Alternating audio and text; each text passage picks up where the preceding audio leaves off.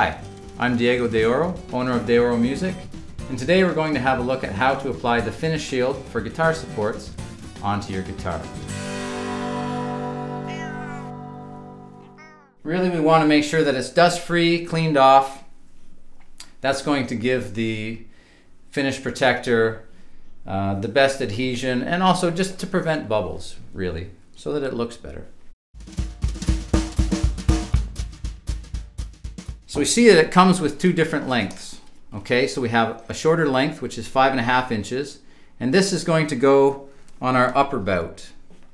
And then we have a longer length, which is 8.25 inches, and this will go on our lower bout. Now, keeping in mind roughly where you like to place your support to begin with, use that as sort of a central placement. So we start with our application on the upper bout. I'm going to remove this. I'll save the backing, put it back in the packaging. Now, keeping that notch, as I mentioned, here's our notch right here towards the soundboard, and it'll be facing the larger length when it comes.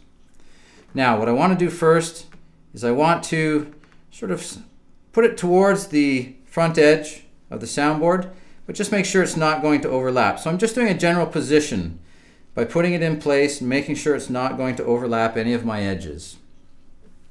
If it does overlap, you'd want to trim it just a little bit, otherwise your clothes can pull that up. And of course we don't want that, we want a nice adhesion. So once I've got it centered in place, now what I want to do is pull one end up and then start on the opposite end, just starting to feed it down, always starting from one end. And now I'm just going to run my thumb back and forth, and that will remove the air as we lay it down so that we don't get as many air bubbles and give us a nice smooth surface. And that's why making sure it's clean is very important as well, just so that we have a nice smooth surface and it comes down with not many air bubbles.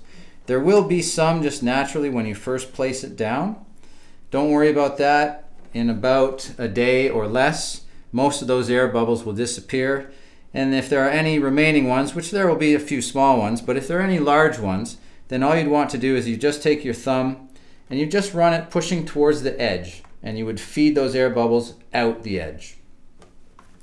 Okay, now putting the larger one on. Again, I'll remove it from the backing. I want to save this backing so I can store it later if I need to. I take my notch right here. That's going to go towards the soundboard, and again, facing or lining up with the notch on the shorter length. So I want to place it about here for the adjustability that I like. So I'm running from here to about here on the lower bout. It's my preference. And I'll line it up again, just lining it up, making sure nothing's going to overhang the edge.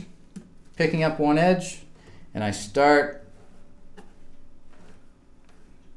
feeding it down while I press with my thumb to remove the air and air bubbles as we go. Just taking that leading edge and following along that with my thumb, pressing down as I go.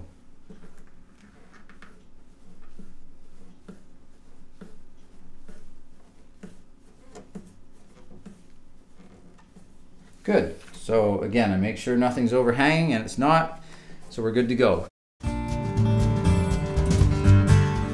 You'll notice on the upper corner there's a little wedge cut out.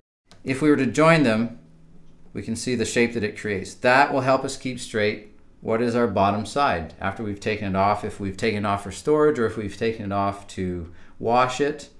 If we keep our smaller length on the upper bout and then keep those notches towards the soundboard, we're all set. So now if we look at our placement for our guitar support,